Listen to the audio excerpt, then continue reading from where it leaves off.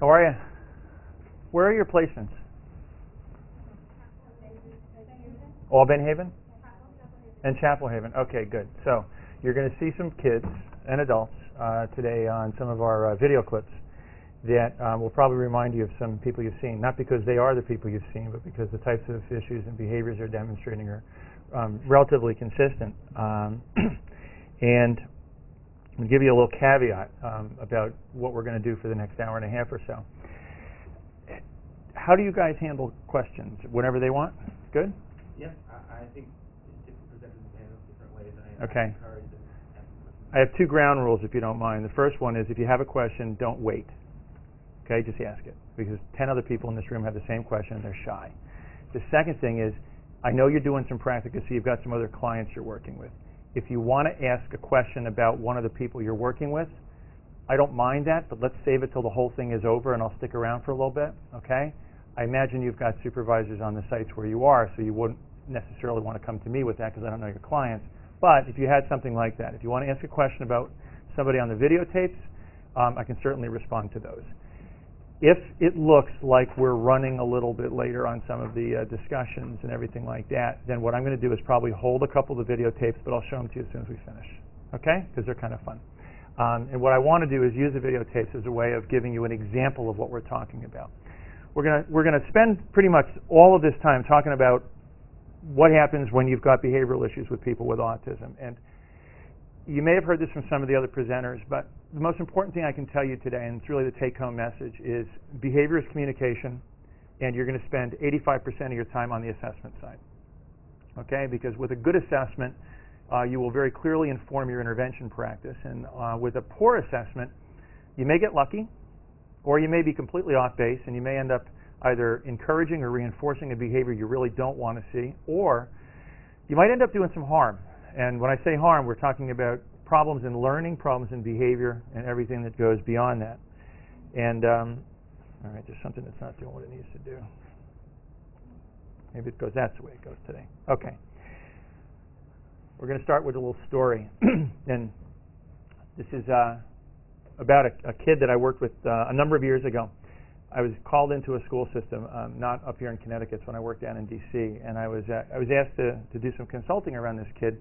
And the kid had a pretty important and problematic behavior, and it kind of went like this. He's in a regular classroom, he's in a public school.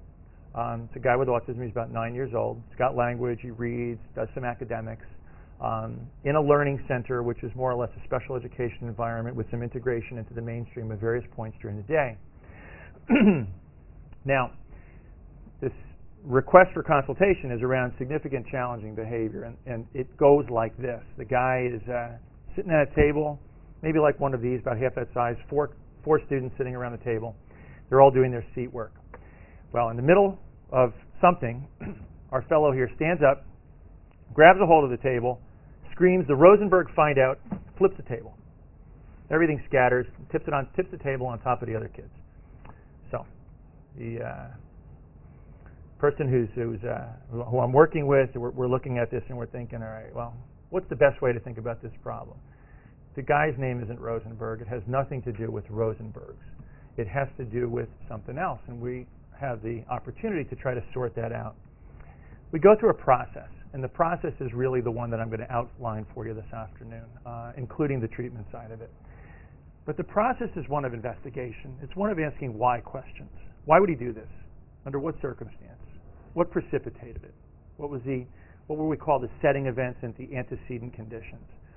And when we think about it this way, it allows us to ask questions, pose responses based on observable facts or data.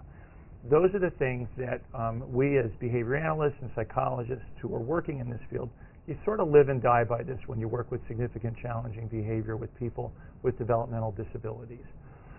I'm going to use autism today as an example, but you could have an individual who's got Cri-du-Chat syndrome or somebody who's got intellectual disability by virtue of Down syndrome, any number of other situations. You're going to see some videos of kids who are severely and profoundly typical, who are just typically developing toddlers, to give you an illustration of some important points. The good part of this is that behavior has relatively, in many cases, relatively clear-cut contingencies.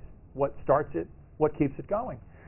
And our job as folks trying to solve these issues is really to wrap them up and understand what's going on so we can help the kids or adults learn to respond or behave in a somewhat different way that's going to be a little more socially appropriate than flipping tables, screaming the Rosenberg find out. So as we're doing our investigation with this guy, we ask a bunch of questions and we talk to different people and we watch and we observe over several days and we see several examples of flipping the tables. It's not like a one-time deal. Pretty much the same response every time. Now, because I'm anchored to this, I can't run around the room, but what would happen typically, stand up, scream the Rosenberg find out, flip the table, run to the door, but not go through it. Stand at the threshold of an open door and watch the chaos going on around them. So you can imagine you got kids jumping around, you got teachers and teacher aides that are getting crazy. He's kind of sitting there taking it all in.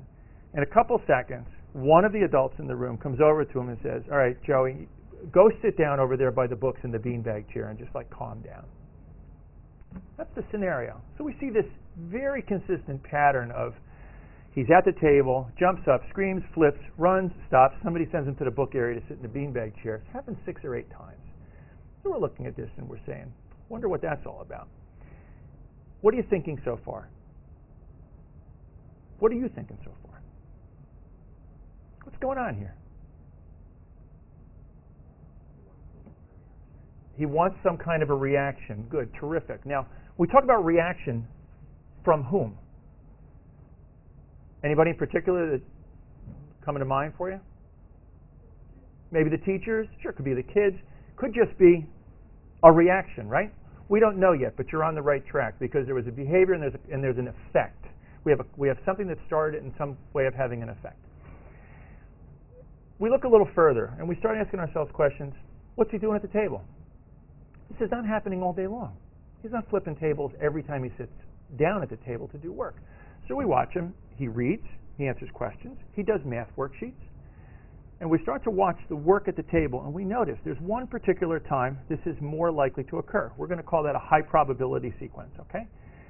The time that it's most likely to occur is when he has a worksheet in front of him that has an open-ended question, okay? Now, we have an example, closed-based and open-ended questions. A closed-based question might be like a multiple-choice question, right?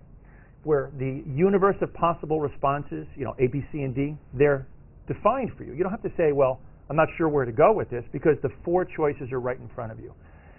We call those closed-based questions. Open-ended questions would be like, so what are you going to do today after you finish with this class? ... Fill in the blank. Write me 7 sentences about that, all right?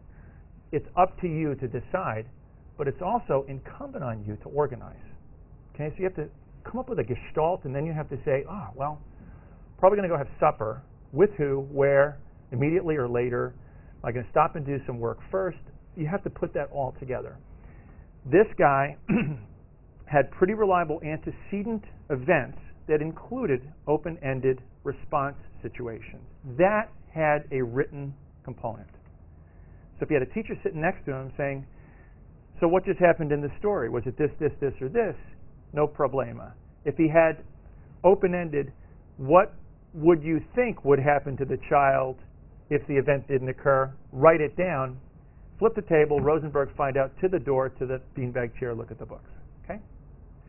What do you think's going on now? It may well be to escape from the work, exactly. Good hypothesis, and it's actually the one we're working with to start. He may be saying, I'm looking at this work, not going to do it.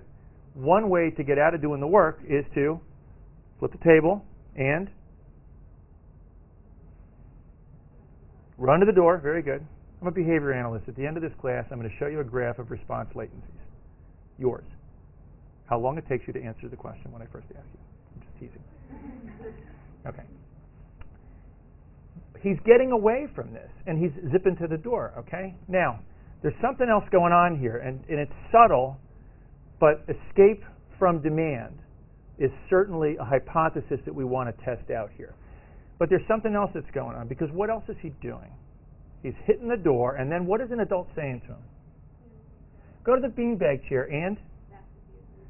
It could be a reinforcer. Let's make a distinction between rewards and reinforcers, okay? It's maybe a minor one, but in my book it's going to be a fairly major one. It could be a reinforcer. Have you guys had any background on the difference between rewards and reinforcers? So you know that reinforcers do what? Increase the probability of the behavior occurring in the future, okay? That was an intraverbal. That's very close to a closed-based question, okay? And you got it. Very good.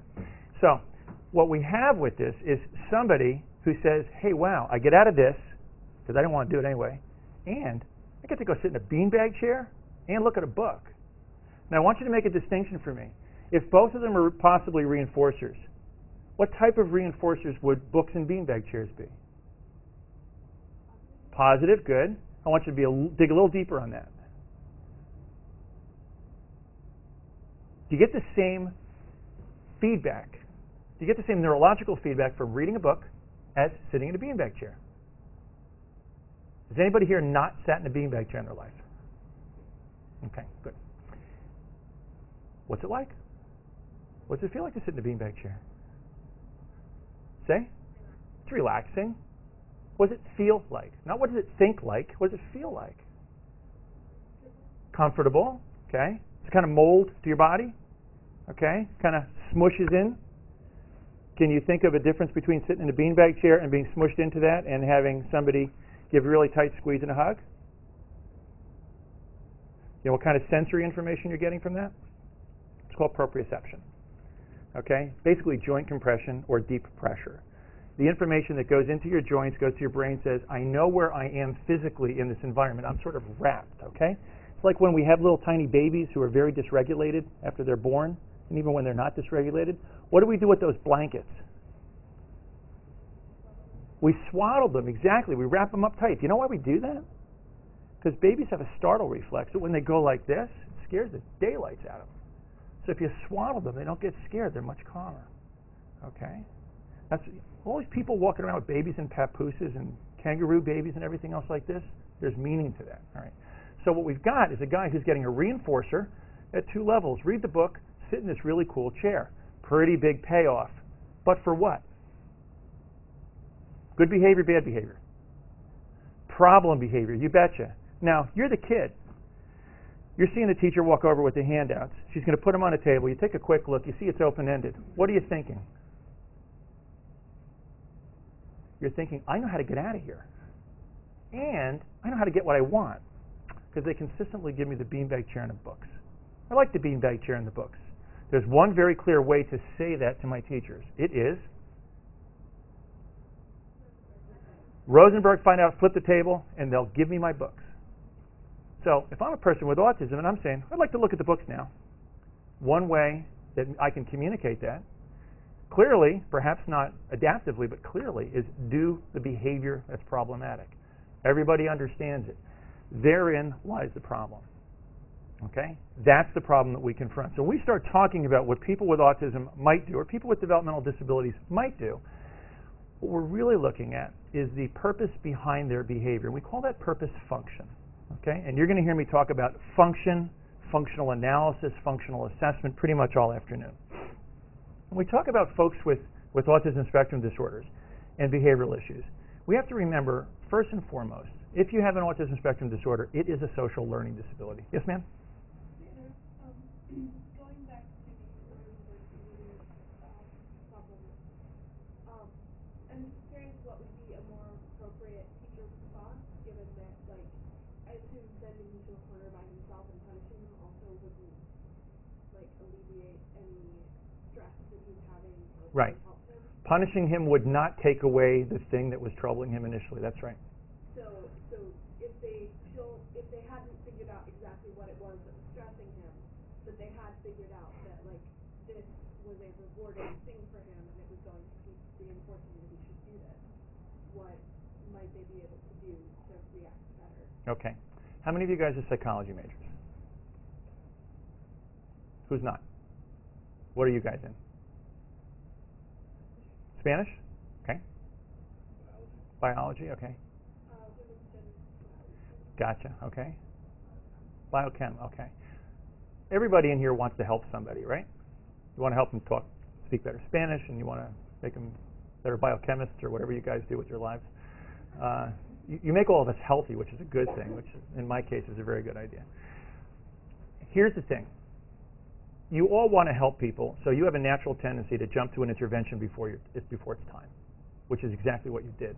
And I'm not faulting you for it, because all of us are going to do that. We're going to say, okay, what do we do? You know what the answer is at this point? You don't. You understand it better so you don't make mistakes. Now, you asked a really good question when you said giving this guy some sort of a punishment procedure is not likely to address the trigger, the antecedent, right, of the behavior itself. So we could punish him until the cows come home, but every time he sees that paper, he's going to have to think, maybe I'll take the punishment because I'm really had it with this paper stuff. What if I told you that there are two other important things we have to do? Change the antecedent and change the adult behavior and teach him a new behavior. Now, what is flipping the table, screaming the Rosenberg find out saying? What's the communicative intent? Louder? Before that. Who? I don't want to do this work. You said it before. I don't want to do this paper. Maybe it's also saying, I want to go sit in the beanbag chair and read the book. Let's just say, for argument's sake, initially, it's saying, I don't want to do this work, or I don't know how to do this work. Fair enough? Are we good? Tell me an alternative response that you, as that student, could emit, could do, to say, I don't want to do it, or I need help. What could you do that would be socially acceptable? That's exactly right. Okay? Did you have some kind of a class when you were a little kid to teach you hand raising? Did you really? No. I mean, in every class. Where'd you learn it? Did you pick it up in kindergarten? You probably did. Okay. And why are you using it now? Most of you, when you had a question, raised your hand. Why? Yeah, you're not that nice. Why do you use it? Because it works. It's functional. It's what we call a pivotal response. I know what hand raising means. You raise your hand, I'm going to say you have something you want to ask because you need help, or you don't understand, or you've got to use the restroom. Something, but it's an attention cue. It's an attention signal, and I know what it means.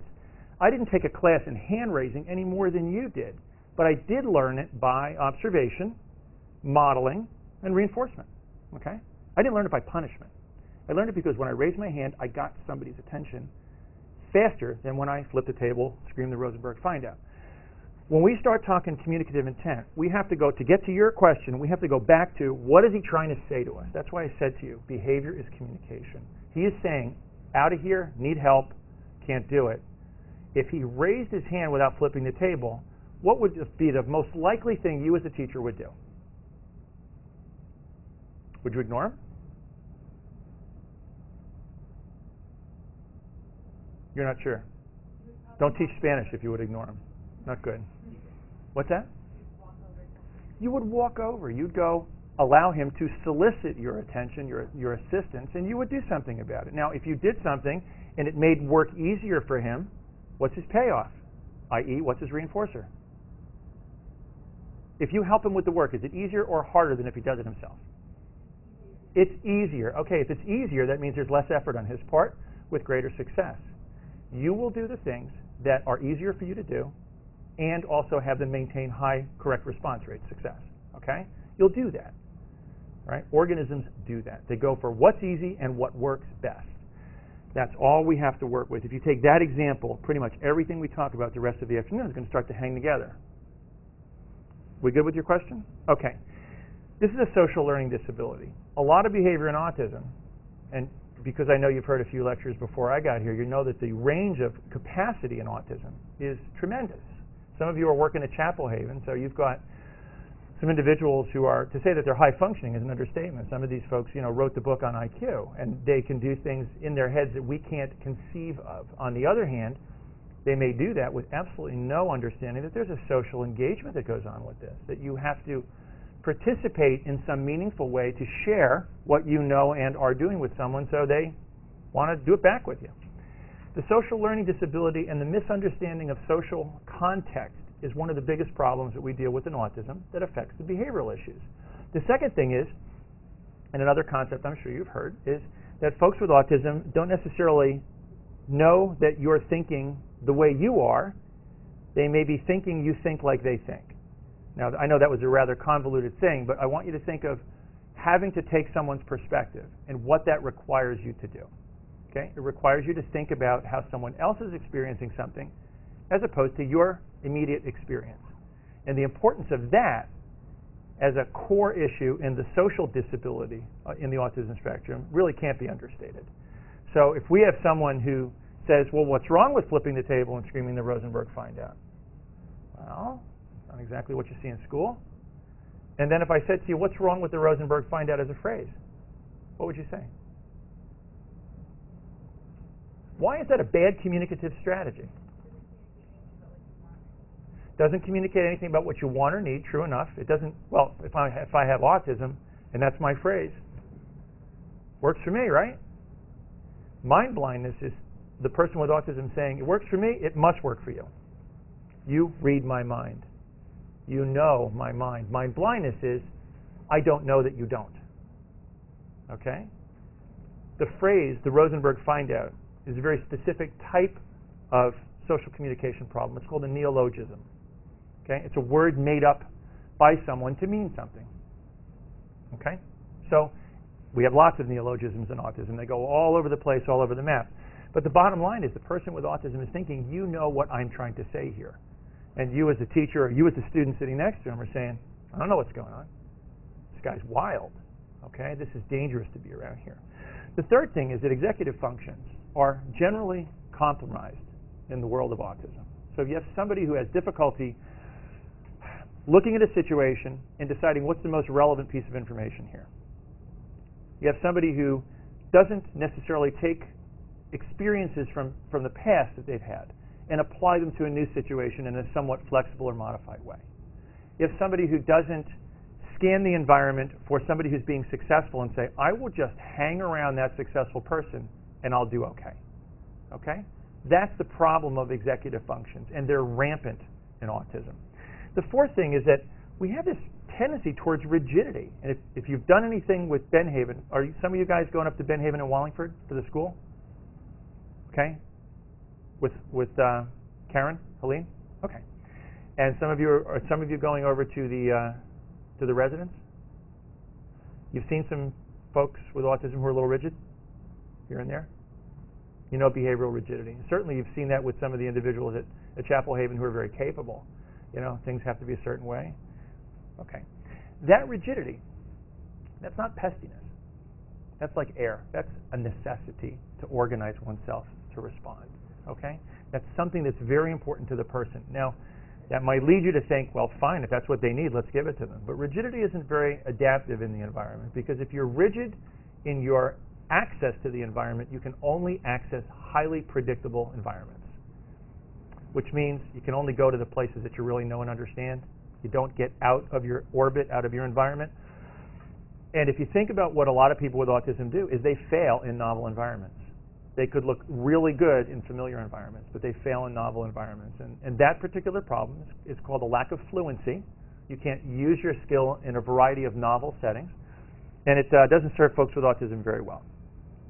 When we think about behavioral interventions, we absolutely, positively wrap it around learning and social environments for assessment and for intervention, treatment, planning, development. Now, behavior has lots of purposes. The stuff on the left, from aggression all the way down to vocal and motor tics, that's what you're going to call us about. You're going to say, I've got a kid, he bites. Or I have a kid and he flaps his fingers and he does this. Or he kind of, this is a great room for this. If you have autism, you'd have a field day in here, perhaps, because we got verticals, we got fluorescent lights. I can do all kinds of things and make patterns with my hands. I can make this room very visually stimulating without even talking to you guys. And I could sit here and do this and really get off on it and enjoy it and not be thinking, does this group of students think I'm nuts? Do they think that this is just not what a professor does? And not only not think it, not care to know, because I'm more involved in getting this type of visual sensory feedback that I'm looking for. Okay? That's part of the problem we see. But we often get these requests or these calls to consult or solve the problem when people identify the behavior in question. So they say we've got aggression or we have pica. You know what pica is? Ingesting inedibles. So people who eat cigarette butts, not chew on, swallow. Okay, or coins, rocks, stones. You know, it's fairly dangerous behavior. We're not talking about people who like chew their shirt. We're talking about ingestion. Self-injury, non-compliance, you know, you name it. Those behaviors are problematic and they get in the way. They're stigmatizing, they're dangerous, they're annoying. And when we've done some research on looking at, so when we have behaviors, where do they go? We find that for the majority of individuals with autism spectrum disorders, escape from demands is the most likely function, purpose behind, reason for the behavior. So we find that people will do behaviors to get out of doing other things that you want them to do. Fair enough. We also find that when we look across the whole, and this is about, we're talking about a couple hundred individuals in this particular sample of a study done a number of years ago.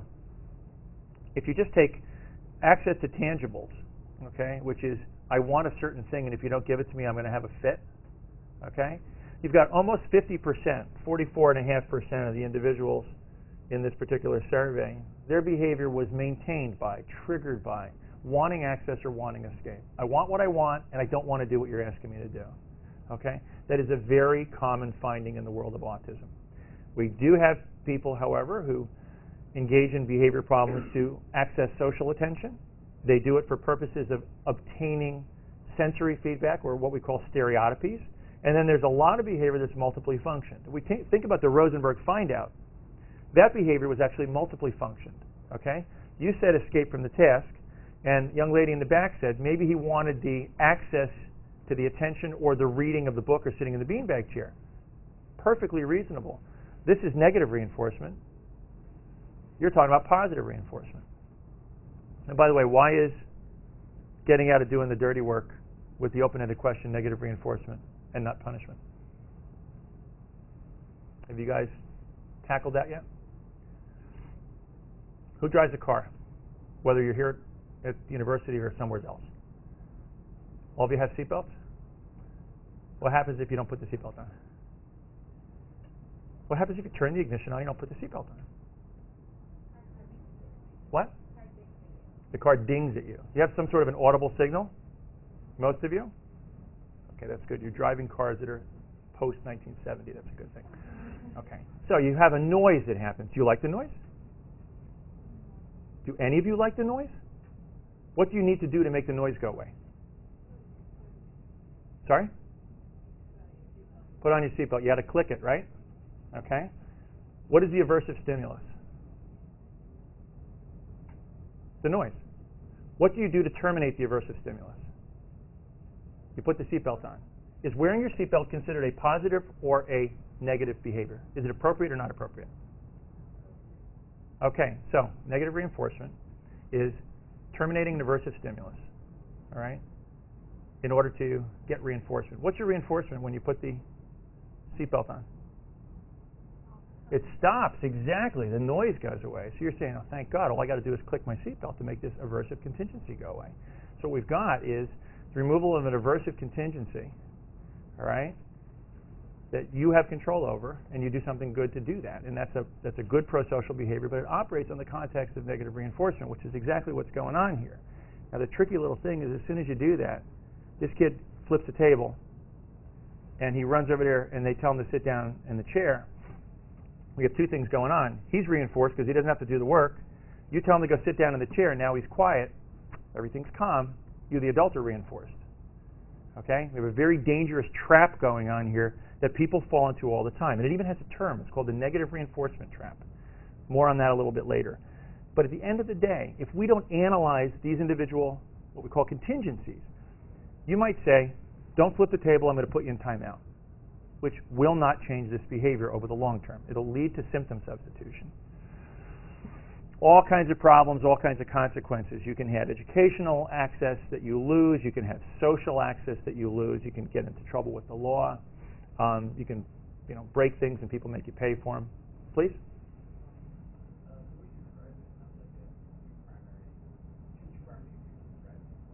Two what? Two primary issues that you described. One, they don't behave, they aren't flexible in terms of the information they have. And the other is that their behavior is motivated by trying to get rid of bad things and look for good things.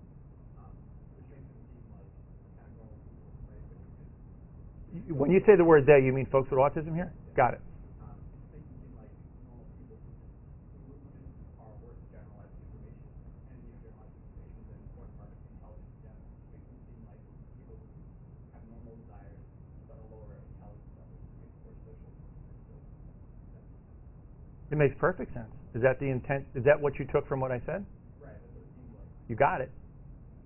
Okay. Everybody in this room responds to negative reinforcement contingencies.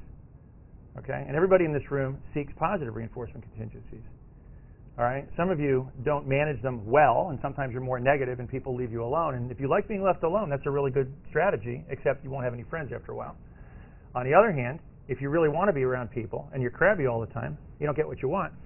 The key difference in here, the one distinction I want to make is you added something in which you may or may not have intended to say in the same way, which is of lower intelligence. Don't make an assumption about intelligence when you talk about autism, because there's a term that I'm going to use with you, and you may have heard this before too, multiple intelligences. I want you to think of people with autism from the context of multiple intelligences rather than a global intelligence factor or something like G, okay, that we would say, well, there is an IQ. The world of autism is far too variable for that. It's much more common to have somebody who's got absolutely breathtaking visual perceptual skills and can see something, close their eyes, and reproduce a schematic of that like this, but have horrifically bad verbal skills and can't have a conversation. Okay? The literature is full of individuals like this. So what I want us to be thinking about is people with intelligences or domains of intelligence and domains of deficit, okay, rather than a global. And I think that I don't know if you are at Chapel Haven or at Ben Haven, but if you're at Chapel Haven, you're running across some folks who are, working on 6 cylinders in some areas. And even if you're at Ben Haven with some individuals who are very significantly compromised, you also know that there are some fellows there and women there that can do things you say, how can that be?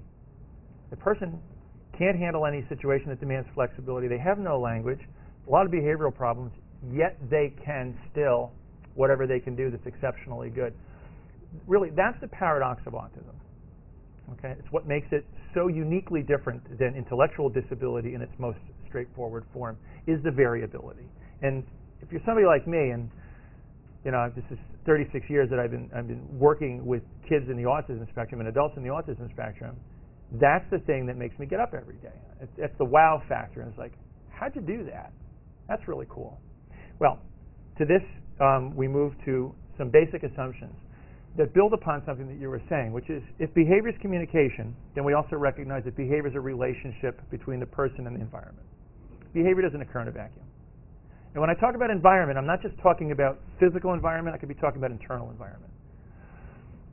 Anybody here had the flu yet? Hope not. Did you? Ouch. Okay. In the early part of your flu, you guys that had the flu, did you go to class some days when you were just starting to get sick? Were you at the top of your game? Probably not, right? Because you're still feeling kind of punky about you're not even sure why you're not feeling good, and then all of a sudden you get real sick. Okay. Then you finally, hopefully, stopped going to class and got a little better. Maybe not. You could have an internal environment. Illness is an environmental setting, we call them a setting event, that can affect your performance. So if you had been really doing well in a class and studying and getting great grades on tests and quizzes, and you go sick and take a test and you bomb, have you become dumb? Or is it your illness that's interfering with your attention, focus, and short-term working memory? Probably the latter. Okay? We call the illness a setting event or an establishing operation. More on that later. But it is an important variable, and if you don't think of those variables, you'll be saying everything is outside, it's peripheral to the person with autism. Well, we have some internal issues.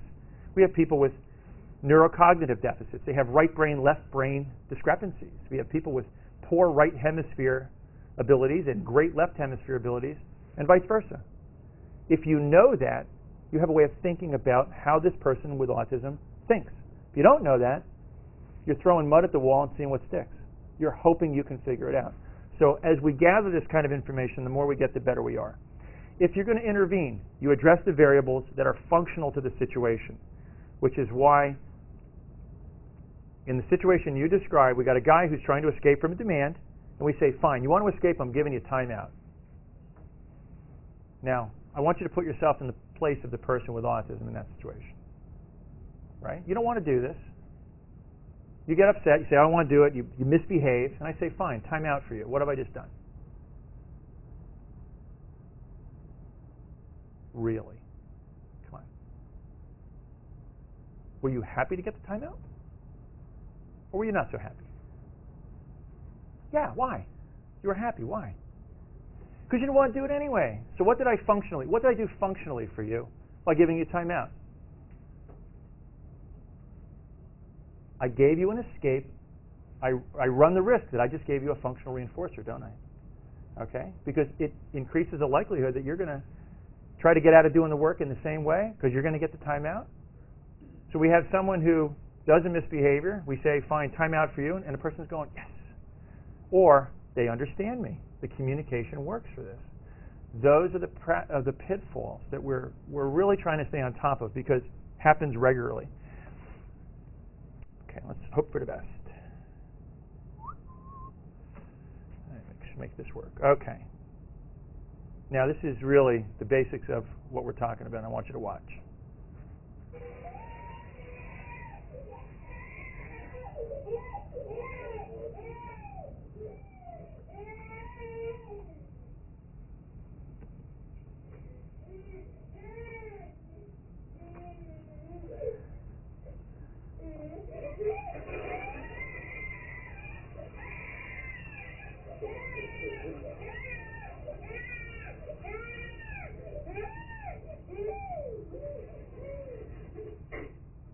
You seen it?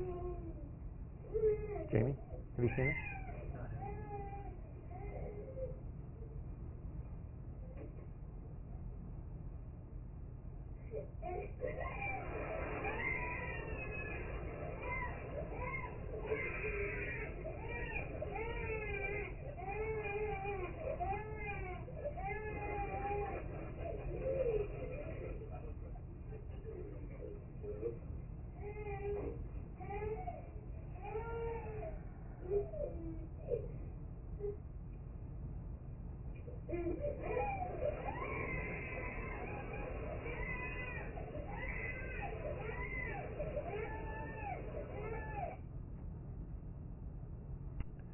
What's going on?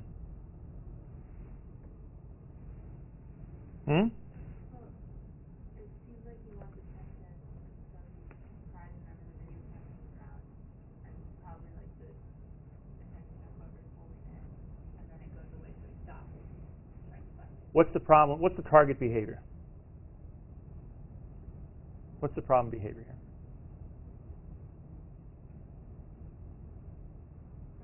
The child is doing the problem behavior. What is it?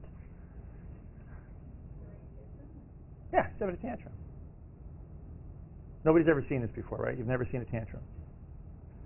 Okay, come to my house. Okay, we have tantrum behavior. What is the learning contingency that is maintaining that tantrum? Sorry? He gets to stay on the camera. You think it's being on camera, okay? Who else? He's getting adult attention in the form of, for him, he perceives positive attention, negative attention. Probably positive attention. It's positive reinforcement, right? So positive reinforcement through social attention here, right? And what this little guy is thinking is, hey, whenever I see these people, if I fall on the floor, this is going to work. Fair enough? You watched about 7 sequences. I can show you 12 more if you want to see them because it goes on for a little while. Now, at the end of the class, there's going to be a little jar over here. I want you to put spare change in it because it's for his therapy fund. Because this kid's going to need it when he's older because he's basically, for infinity, he's on YouTube here. This is a very straightforward example of problem behavior maintained by social attention. When we, as clinicians, are looking to understand problem behavior, we say, what happens after the problem behavior to increase the likelihood of its future occurrence? And what is setting the stage for it? Now, what if I said this kid is super tired versus just got up from his nap and is really well rested and he's well fed and he's pretty robust? What if I told you that in this situation the kid is super, super tired? What would part of your intervention include?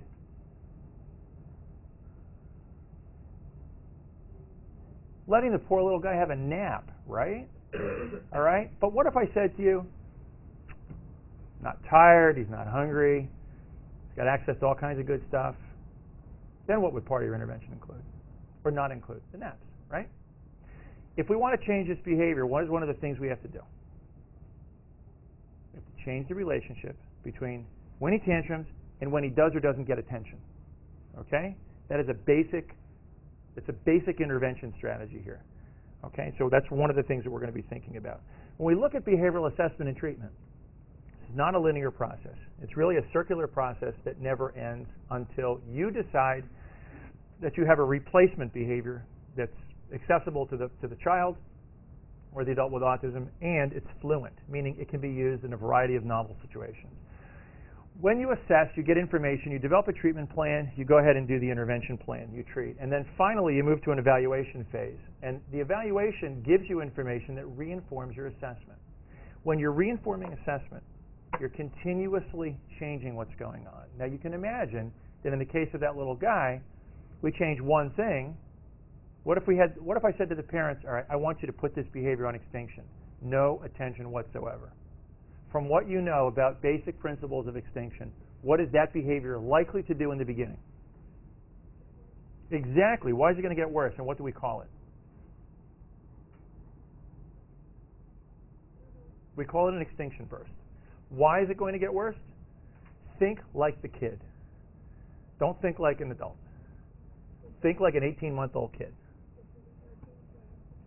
Hey, they didn't hear my scream. These poor people, they must be doing something else. I'm going to ramp it up 6 or 7 notches. Then they'll really pay attention to me, okay? That's kid think. That's the way these things work. That's why extinction bursts work, all right? What's the worst thing you do with an extinction burst? Behavior's climbing. What's the worst thing you do? Give attention as it's climbing. You know why? You just reinforce persistence. Because the kid's saying, all right, the little stuff, it doesn't get what I want. The big stuff works. The next time, I'm going right for the top. Okay? Kids are smart. They're way smarter than we are. So that's what's going to happen with it. If you think about this as you're going through this rubric for figure it out, develop a treatment, evaluate the treatment, reinform your assessment and treatment plan as you go, you'll be getting the right idea. When we do behavioral assessment, we do behavioral assessment for 3 reasons. We want to predict what's going on as we intervene. We want to be able to say, all right, I know what's going on, I have a pretty good plan, but I want to inform my ongoing intervention. That's that circular loop of new information adds to my thinking about my treatment plan and its effect. And we want to provide this information so we can make readjustments. We then want to be able to do a summative evaluation in our behavioral assessment formula, which says, I understand what happened. Now, there's good reasons for having a summative assessment, even when the problem is now gone, particularly in autism, because we can have behaviors that change form but retain function. Now, let me explain what that means. Let's say instead of flipping the tables, I engage in self-injury, okay? And I slap myself in the face, okay? And I slap myself in the face, and I slap myself in the face. And you get rid of face slapping. But now what I'm doing is I'm biting my wrist. And I'm biting my wrist. And then you get rid of that one. And then I'm getting into property destruction, okay? That kind of a sequence of substituting an alternative form happens when we don't address the function. So if I don't get at the very basic fact that this guy in the Rosenberg find-out cannot do open-ended graphomotor tasks, if I don't get at that problem, I will likely have new behaviors that substitute for flipping the table and screaming the Rosenberg find-out. I'll get something else, all right? However, if I intervene at the level of the complexity or the processing demand of the problem itself, I will remove the reason for those behaviors. Does that make sense? That's behavioral assessment and treatment. Thinking about what causes it, altering the contingencies, So the behavior no longer is functional. There's no reason to scream the Rosenberg find out. Work's not hard. Or if work's hard, I raise my hand, you help me, and I say, whoa, that worked. I'm going to raise my hand when I need help. The guy comes over. Okay, that's a lot easier than running around the room and having people upset with you. When we do behavioral assessment and treatment, we're going to first think of changing the environment. Okay? We look at the target behavior, we say, got this guy sitting at a big table with 4 other kids, 4 other students. What's one environmental modification I can make just to the physical environment? What comes to mind quickly? 4 kids at the table. Let him work at his own desk. I could reduce the crowding. Okay? From anybody who's done any basic animal research, what happens with crowding? What does it generally do to arousal rates? What does it generally do to stereotypic responses? It ramps them up, right? Okay? I mean, for that matter, it also increases cortisol levels. So you've got poor response sets. You've got poor adaptive responses in highly crowded situations. Now, most of us would say, well, 4 kids at a big table, not so crowded. But what if you are overstimulated by physical movement and you see people moving and you watch people move and it distracts you from your task and you can't get back onto your task because people are moving around and it's an unpredictable visual field for you? There is a problem. That could be an aversive event in autism.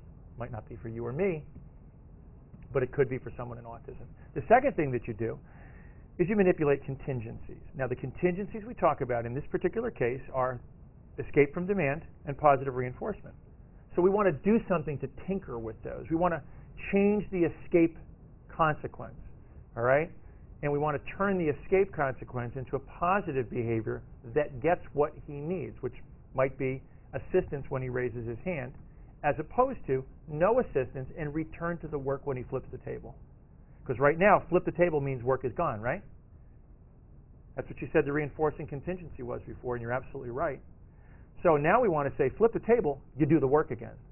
Instead of flip the table, the work goes away. That's reversing a contingency. We also want to say, raise your hand, I help you with the work, I make it easier. That's adding a positive contingency for a more adaptive and, I would say, adaptive and functional behavior. We teach a functionally equivalent alternative response.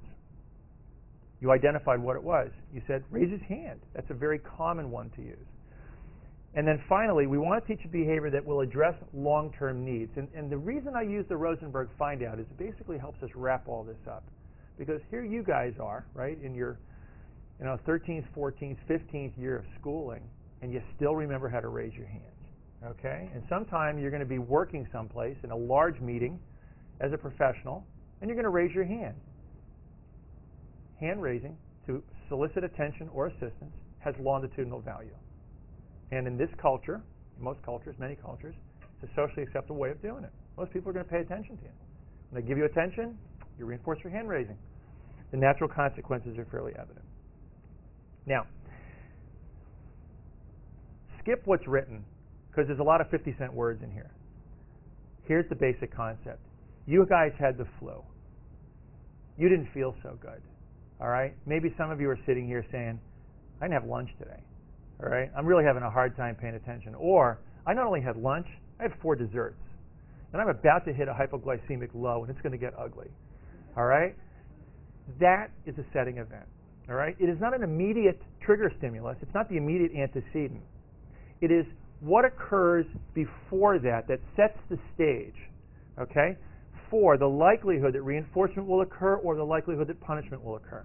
And that's why we call it a motivating operation, because it establishes or it sets the stage for the next operation. It could be a reinforcing or a punishing operation. When we say operation, we're basically using the same word as contingency here. The easy ones we think about are, so how are you feeling? Are you hungry? Are you tired? Have you had the wrong foods to eat? Some of you guys had 8 cups of coffee today, and some of you had maybe none, all right? And your caffeine levels are a little better. Jamie and I were talking before. I just came back from working in Italy, and where we have 3 projects going on, and one of the things I get to do in Italy is I get to drink espresso the way you're supposed to drink espresso. But I don't drink caffè americano. I don't drink, big cup of coffee. Basically, I'm doing shots. But I'm somebody who really likes coffee a lot, not a little, a lot.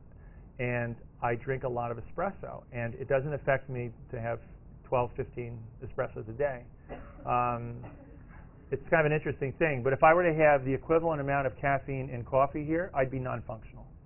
I think it's a volume and the short burst that goes through. I just sort of keep on a constant fuel cycle with it. Hey, for better or for worse, I could show you this exact same lecture done on 15 espressos in front of an audience of 300 people in Italy with simultaneous translation, and I probably wouldn't be talking any differently. It's just one of those things. But the reality is that some of these things set the stage for better or poorer performance, and they are internal events. Okay, some of them are external events. Some of you guys working at Benhaven have clients that you work with who have schedules of their activities, right? Picture schedules? No? Okay. All right, let's say that you're working. Are you in a classroom? You're in the residence? But there's a schedule in the residence for activities, right? Let's just say you go in there and you say, hey, you know what? I'm smart. I'm in molecular biology. What are you in? What's your field? Biochem. All right, I'm in biochem. I know more than these psychology geeks who are doing this autism stuff. We're doing away with the schedules. Okay? And behaviors go off the wall. Now, what's the relationship between schedules and behaviors going off the wall for a bunch of people with autism? Why would they have anxiety? What does the schedule give them?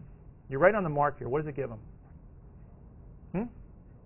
A sense of control, and I don't mean coercive control or manipulative control, but sort of knowing what's next. Let's say structure, routine, and predictability. Schedules give you that. Okay? Some of you people have PDAs, you've got other kinds of things. I'm more basic. I have lists. And I make lists. If any of you make lists, nobody here? Do you? It's not a 12-step program. Some of you make lists? Okay. What do you do with your lists when you finish stuff? Why do you cross them off? Because it feels good? Okay, good. Well, at least there's honesty here. Good. And now you cross them off because it feels good. Do you cross it off because you finished it? Okay, it's not about the work, it's just how I feel. It's okay. So you cross it off because you finished it, and as your list gets crossed off, what are you doing? You're completing your tasks. As the number of cross-offs increases and the uncrossed off items decreases, what do we call that? Progress, right? We call it it's a progression of time and task. If you have a schedule for a person with autism, and they're starting here on the schedule and they're working their way down, and as they complete an activity, they take the picture away or the words away that identify that particular task, they're doing exactly the same thing. Now, I don't want any hands for this, but some of you guys, when you make these lists, because you're going to cross things off so you can feel good about it, you put things on the list you've already done. So you cross them off right away. Okay? There's about a quarter of you in here that do that. It's not because you're bad people. It's because you just need a lot more reinforcement to motivate yourself. And it's really okay to do that. You have my permission to do that. When you have a behavior issue, a lot of times people say, well, what was the immediate trigger? You'll only get so far if you think of those immediate triggers. You have to move up a level to ask, what's the physical context? Think crowding. What's the social context? Think sarcasm. Tell you about that in just a second. What's the biological context? Think illness. Okay? So, let's see. We'll pick somebody out in here I haven't picked on yet. The lady in the back who's really typing madly on there. I could say, because you have a pendant on that's shaped like a heart, I could say, wow, beautiful pendant, right? Or I could go, beautiful pendant. Same words. What differs? Tone, good. What else?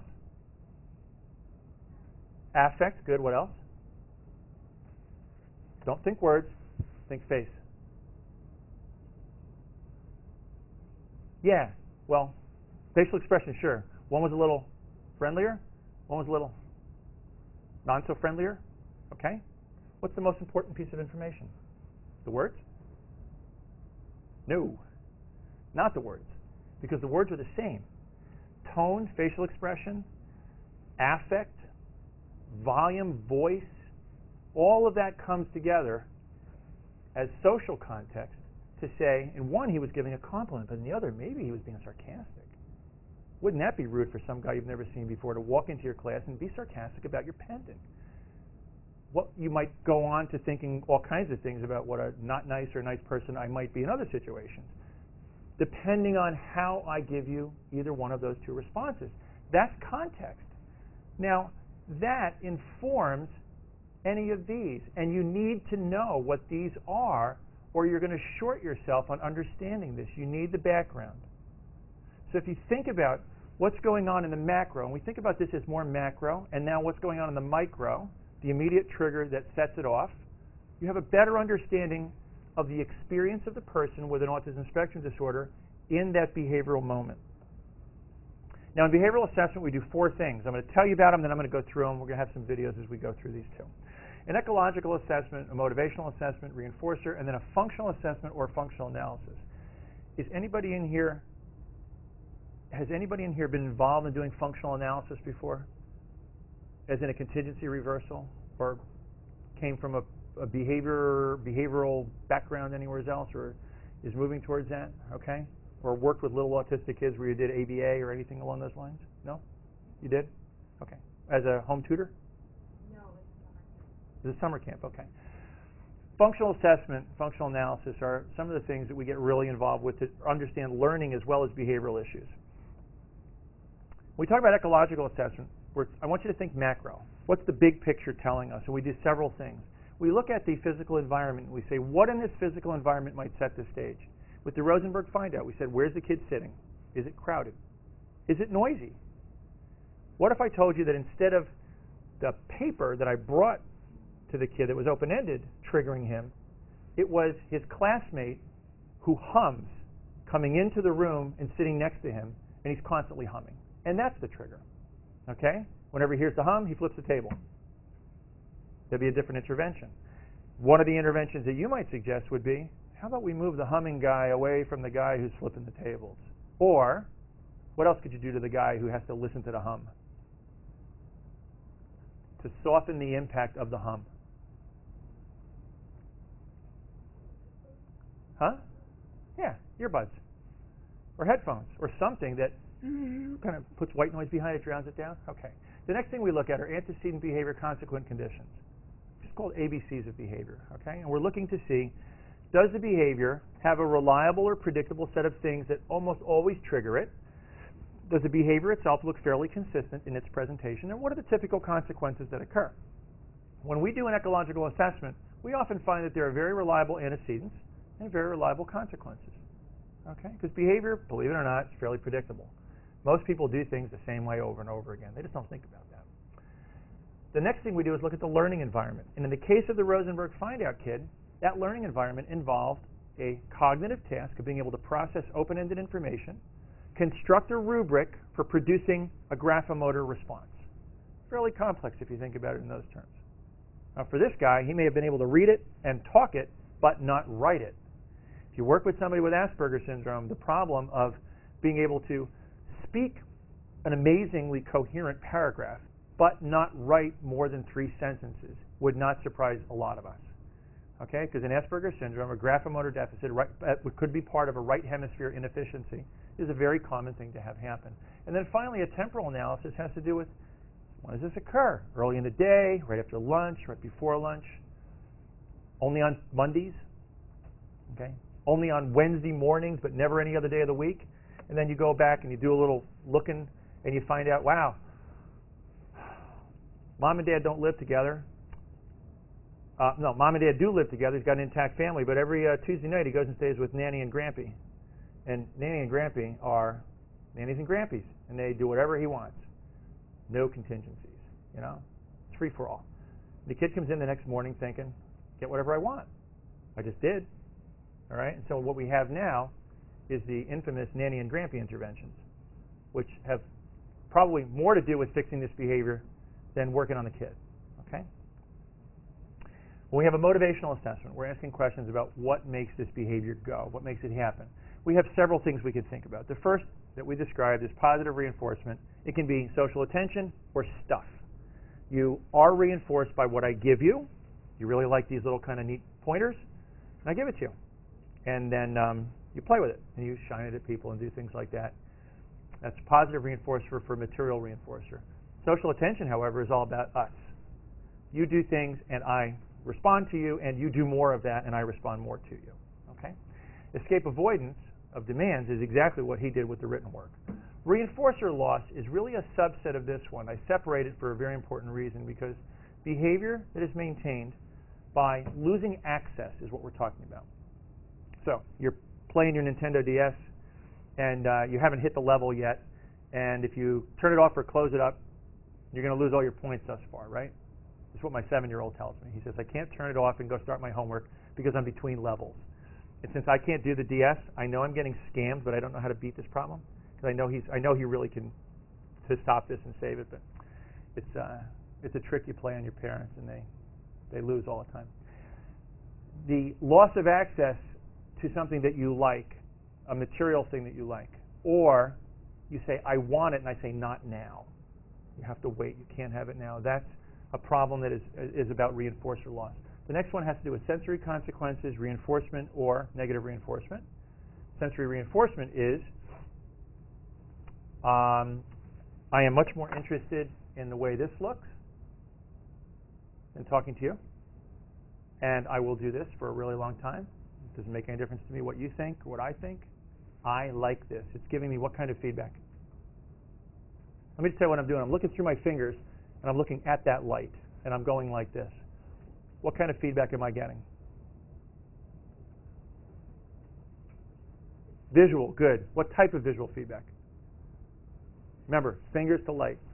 I'm going to give you a clue. If I look at my fingers, if I focus on my fingers, something different happens to the background with the light, but if I focus on the light, I have 8 fingers.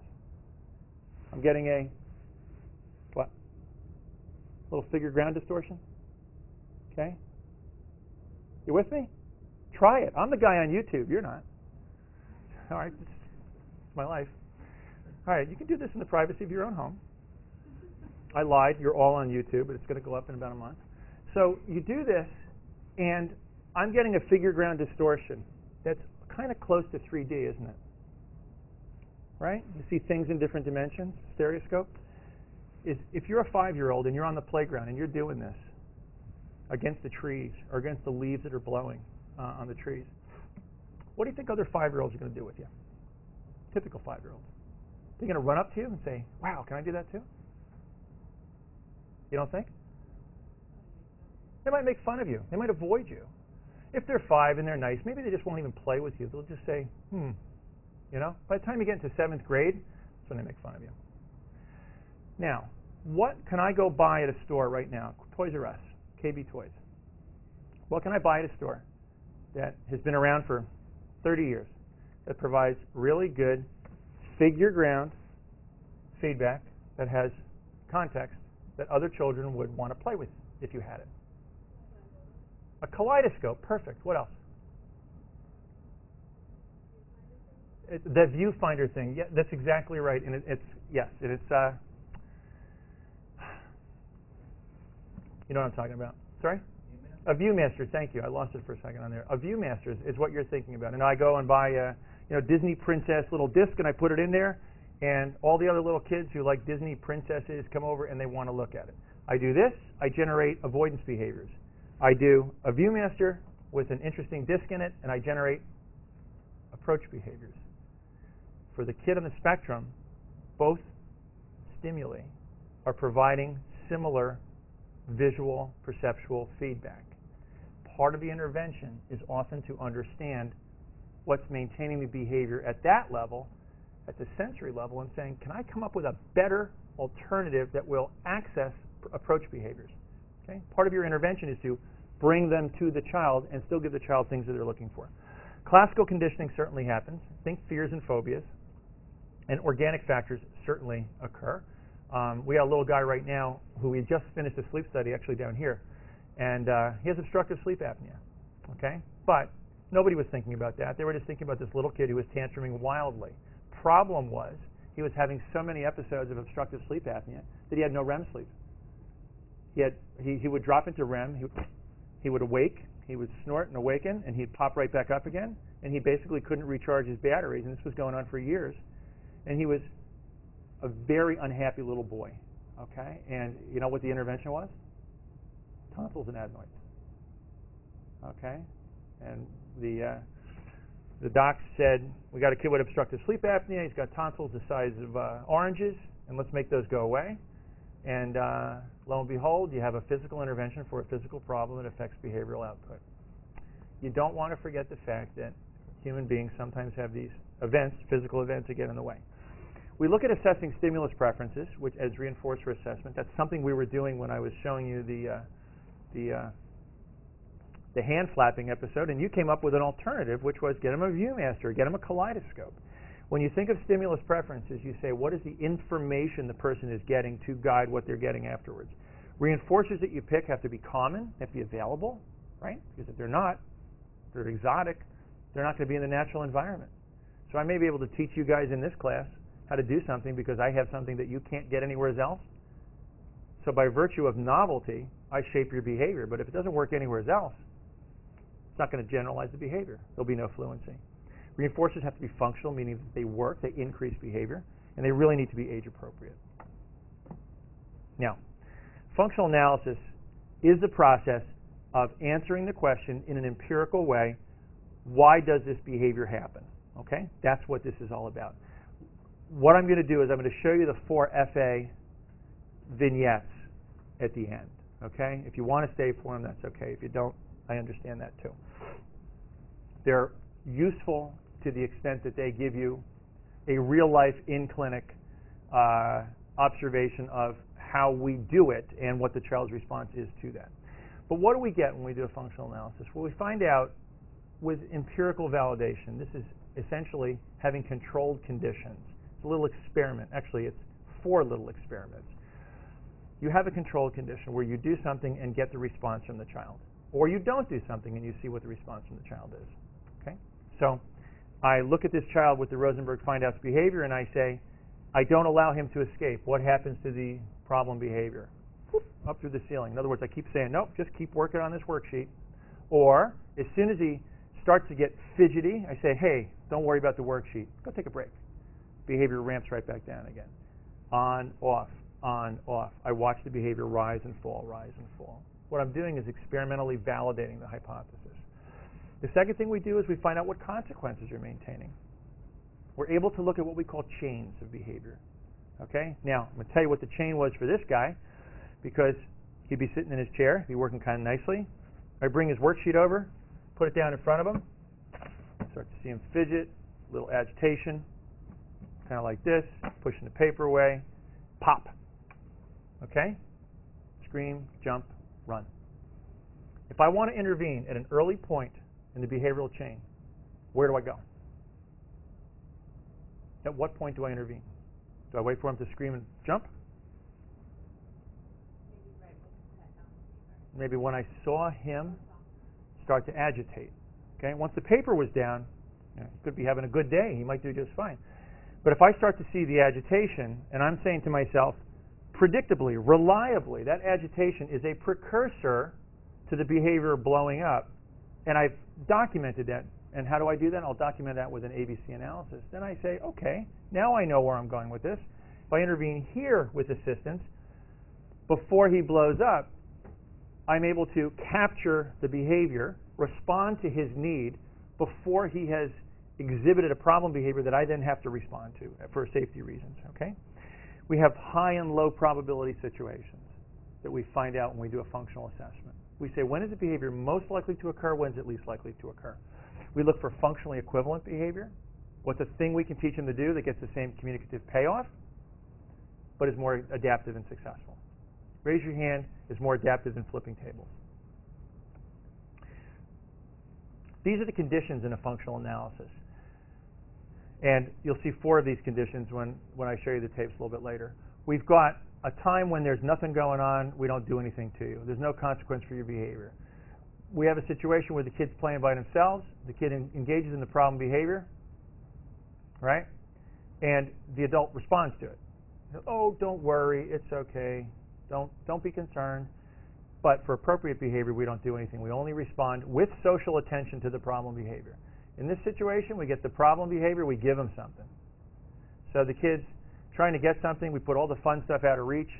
The kid says, I want it. The kid starts having a tantrum. We say, oh, here you go, and you give it to him. You want to play with it for 30 seconds, you take it away, you put it back up there. The behavior ramps up again, you say, okay, here you go, you give it back to him. You manipulate his behavior with access to materials, and then later we're able to compare, does it get higher or lower when it's social attention versus materials. See where this is going?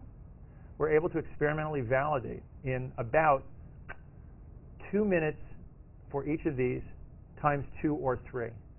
So we're talking about, what, 5 times 2? 1, 2, 3, 4, 5 times 2 is 10 times 3. In 30 minutes, we can have a 3-part experimental validation of the effect of our attention, escape on demand, materials, or nothing at all. The last couple conditions have to do with, does the behavior occur when there are no consequences going on? So this one down here is designed to elicit stereotypy if it's going to occur. In other words, he doesn't care about the material or you. This one up here is essentially a baseline condition where it says free play. Okay? Okay, we're going to move past that for a second. You can do several things to get this information. You can look at comments people make. You can review records. You can have interviews. You can do some fairly formal, structured things. There are several we use. They're available commercially. They're short and sweet. They're all based on Likert scales. You know, never happens, always happens, 5 points, with some degree of, actually a very good degree of inter-rater reliability and validity for each of these. The motivation assessment scale and the functional analysis screening tool, the MAS and the FAST, are the 2 most common ones used. Okay? They have each 20 questions. You circle the items. The items are loaded for behavior that occurs because of attention versus escape from demand. So for example, on both of them, there's a very similar question. Does this behavior occur in order to get your attention? Or does this behavior occur when you're in the room with other people and you're talking to the other people, not the target child? And if you circle always, you're beginning to load towards social attention. Alternatively, there might be questions that say, does this behavior occur when the child's doing you give the child something difficult to do and won't take it away, okay, which is escape from demand. You have a number of questions for each of these, and they're loaded up into a little scoring algorithm, and they give you a hypothesis. They don't tell you the answer. Now, why don't they tell you the answer? How are you gathering this information? Direct observation or talking to people? Talking to people. There's no direct observation here. One of the things that we don't want to do is limit our assessment to talking to people. We want to watch, see, and observe. When we get to a descriptive analysis, we're doing the watch, see, and observe. An ABC analysis that I mentioned to you a little earlier, something called a scatter plot, and I'll show you both in a second. And then we can do direct observation. So if I was doing direct observation in this room of people who are looking at the screen, I could be watching the clock in the back, and I could say whenever the clock hits one of the numbers, in other words, it would be a 5-second interval, I'm talking to you guys, I look at the clock, and as soon as it hits, I look around, and I see, are you writing or not? Are you looking at the board or not? And I just put a little plus or a minus, and then it hits the next number, I take a look at you. For the intervening 5 seconds, I don't care what you do. But on that 5-second mark, I will watch to see for the occurrence or the non-occurrence of your behavior. That's what we call a time sample, all right? And it's one of several different ways of gathering objective information that we then aggregate to form some sort of a behavioral profile. We won't spend a lot of time on this or the next one because I think they're fairly self-evident. When you have what's called an ABC analysis, you see the A, what happened before, you see the B for the behavior itself, and the C for the consequence, and a little description down the bottom. When you have an ABC analysis, you are taking one real-time event and writing it down. So one flip of the table with the Rosenberg find out. Right here we say the kid was sitting at the table doing his thing. He screamed, the Rosenberg find out, flipped the table, ran to the door. What were the antecedents? Well, time of day, who he was with, what the date was. He's sitting at the table. It's after lunch. I bring over the the Halloween worksheet and say, what are you going to be for Halloween? And he's got to fill it out and write me 5 sentences about that. Flips the table, then what do we do? What do we do? We tell him, go sit down in the beanbag chair. What does he do? He gets quiet. We do 10 of these. Then we look for patterns. If we do 10 of these and look for patterns, we're going to find patterns most likely in the antecedents and in the consequences. Jamie, I think this is, no, it's not dying. Just have a hard time shooting it from here. Antecedents and consequences are going to give us patterns. If you had to choose, should you intervene at the antecedent level or the consequent level, which one would you choose first? What do you think? Yeah? Why? At the antecedent level, why? You'll get it before it happens, right? Sure. It's a good idea to intervene where you can at the antecedent level so you don't have to deal with consequent responses. Now, recognize, of course, that this is human nature and there's fallibility involved all over the place, but you do want to be able to get to the behavior before it happens and maybe get to the early part of that chain, like the fidgeting we were talking about, okay? A scatter plot is nothing more than pulling information on a time series. So when this behavior occurs, by day, by block of hours here. Instead of hours on this side, I could have activities. But all we're doing is putting a tick mark on here. Nothing more than a check, okay? We're looking for aggregated volumes of behavioral events. When we do an FBA, we gather all this information, we pull it together in a way that has some coherence, and we do that so that we can say what's making sense. Now, there's a downside to this, too, because it's fairly time-consuming. You may accidentally or intentionally reinforce problem behavior because, remember, if the behavior is to, in the functional analysis, if the behavior is to gain escape and you don't allow escape, you will increase the behavior. All right? You make a judgment as to whether that's a safe thing to do or not. There's training demands because you have to be very valid and very reliable with this, but you will experimentally confirm or disconfirm a hypothesis. That is the power of doing a functional analysis. Now, I'll tell you, at our clinic, at our center, we have a specific clinic for the assessment and treatment of severe challenging behavior. We don't do functional analyses on a regular basis. We do them for, as it were, the worst of the worst behaviors. We'll do a functional assessment, which is basically to say, let's get the hypothesis and test it in situ, in real life. All right? It's a lot easier to do in a school. It's a lot easier to convince people that it's a reasonable place to go. But what you'll be able to do with a functional analysis is to demonstrate with a fair degree of reliability and validity what's going on. Now, you get all this information, 85% of your work, and now you've got to do something with it. So you have to link your interventions into a treatment plan.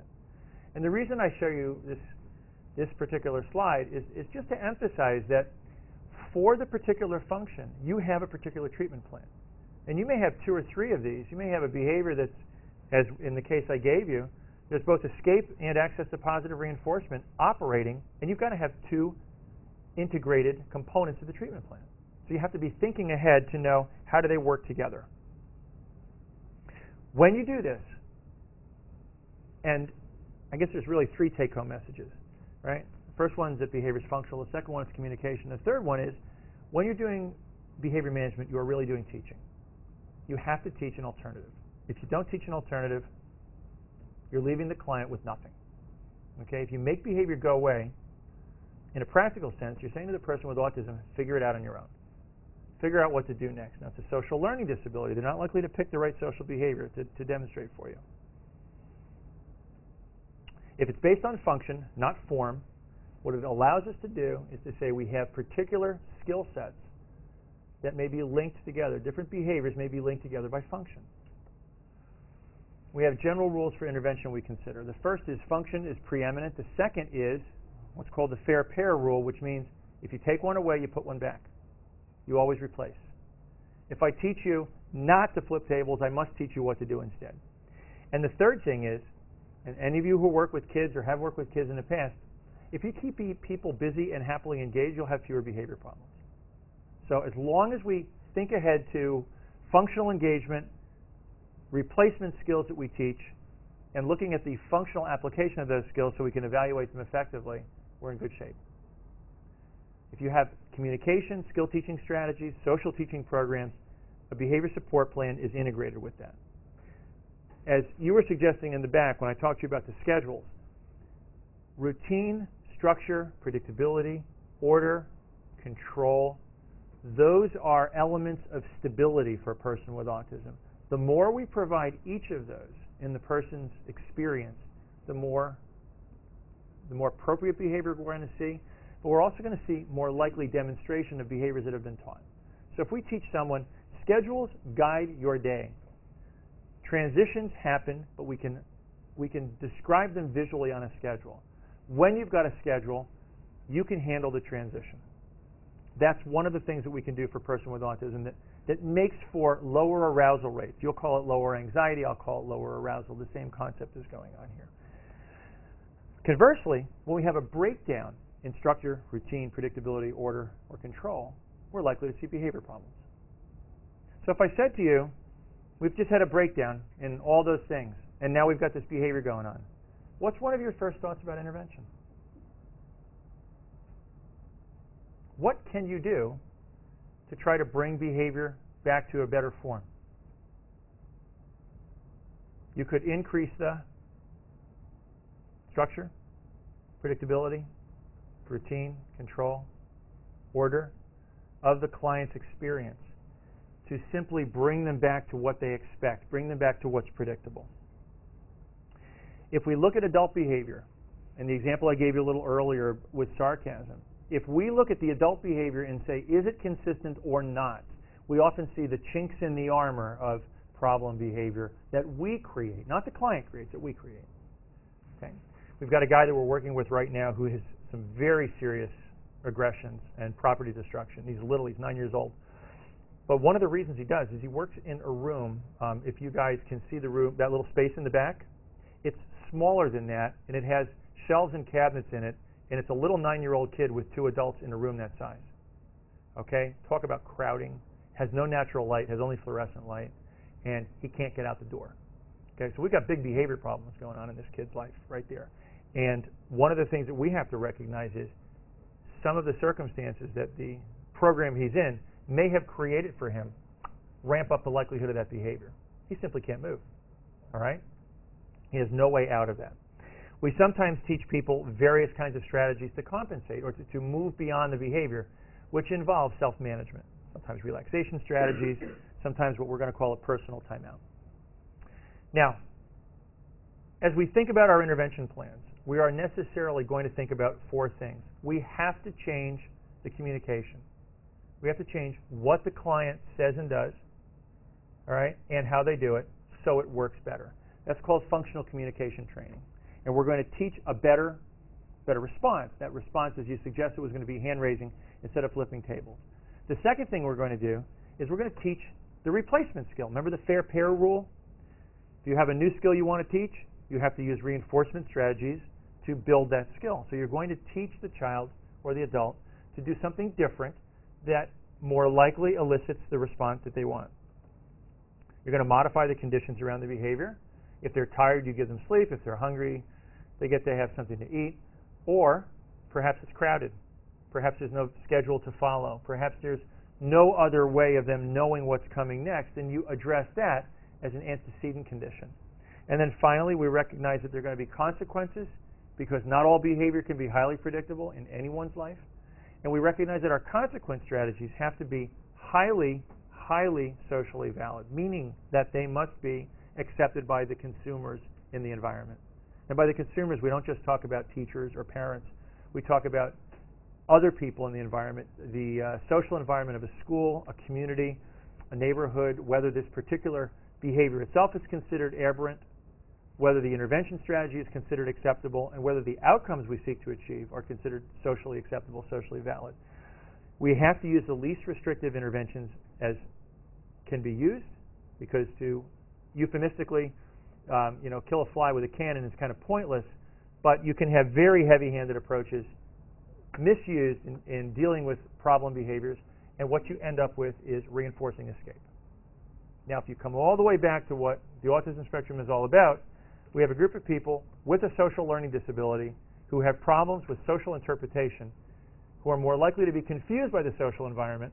So now, in addition to their confusion, we give them punishment contingencies so they want to escape more. Makes no sense.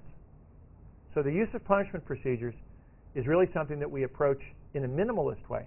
And as you suggested a little bit earlier, we go after the antecedents. On the equation, the left-hand side of the equal sign is where we're headed. We recognize that we have to deal with the right-hand side, but we recognize more that the left-hand side of that equation, the antecedent or the environmental conditions, are going to give us more information and more strategies to move forward. When we talk about treatment planning and some of the things that we're going to do with treatment planning, we recognize that we have functional communication training where we teach someone an alternative. So in teaching this young man to raise his hand instead of flipping tables, I come all the way back to the idea that I have to give him a way of getting my attention when he needs it before he flips the table. And I'm going to give him a hard task or something that requires him to do a written response, and I'm going to be there to coach him to raise his hand, and then I give him the attention and reduce his demand.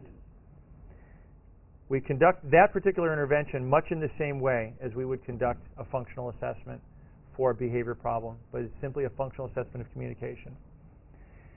When behavior is maintained by reinforcement, whether it's positive reinforcement for social attention or whether it's materials themselves, we give someone escape from that reinforcing stimulus.